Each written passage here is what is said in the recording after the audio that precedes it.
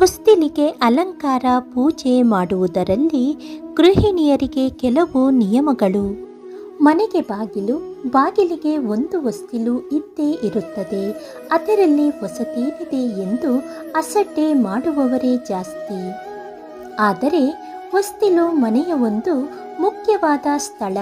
ಮನೆಯ ಸದಸ್ಯರಾದರೂ, ಹೊರಗಿನವರಾದರೂ ಅಥವಾ ಅದೃಷ್ಟ ಲಕ್ಷ್ಮಿ ಬರುವುದಾದರೂ, ನೆಗೆಟಿವ್ ಪ್ರವೇಶಿಸುವುದಾದರೂ ಎಲ್ಲವೂ ಆ ಹೊಸ್ತಿಲನ್ನು ದಾಟಿಯೇ ಎಂಬುದನ್ನು ಮರೆಯಬೇಡಿ.